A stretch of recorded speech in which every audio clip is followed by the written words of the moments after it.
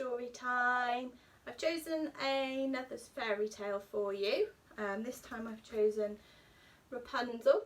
It's a little bit different from the one that you might be used to on the film, but it's always good to listen to different versions. So are you sitting nice and comfortably?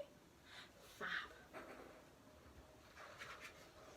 There was once a man and a woman who lived next door to a witch. The woman was pregnant and she was always hungry. A tasty herb called Rapunzel grew in the witch's garden. I wish I could have some, sighed the woman. The man didn't want his wife to be hungry, so he sneaked into the witch's garden and stole some Rapunzel herb. The woman wanted more Rapunzel, so the man continued to steal it until one night the witch caught him. "Let me go," he begged. "On one condition," cackled the witch. "You must give me your newborn baby." In his fear, the poor man agreed, and when the girl was born, the witch carried her away. The witch named the girl Rapunzel after the herb. She locked her up in a tower with no stairs.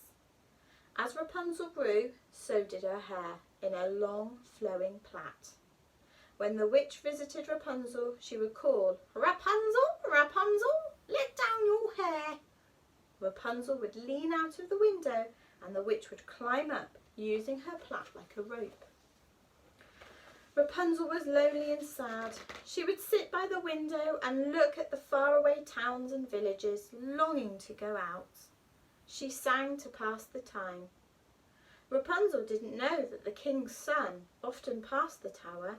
He was so enchanted by her voice that he longed to meet her.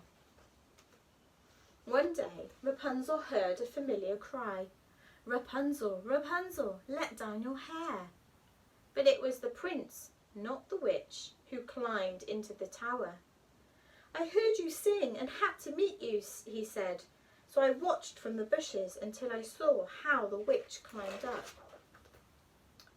"You must go at once," Rapunzel cried, who had never seen such a beautiful face before. "If the witch finds you, she will hurt you." "I shall return, my love," promised the prince, "and I shall help you escape." Every night the prince returned with a handkerchief, which Rapunzel used to make a rope. She hid it in a chest until one day the witch found it.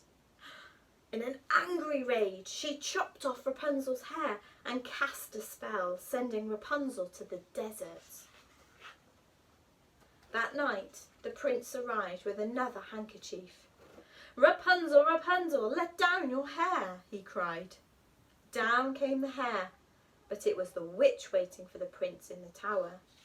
She put a spell on him too, sending him into the forest. For months, the prince wandered alone, singing to himself, "Rapunzel, Rapunzel, let down your hair," until one day, finally, Rapunzel replied, "Is that my prince?" The prince and Rapunzel had found each other at the point where the forest meets the desert. Rapunzel and the prince were married and they were never lonely again. And they all lived happily ever after. The end. Well, I hope you enjoyed that story and I shall read you another fairy tale again soon. Bye everybody.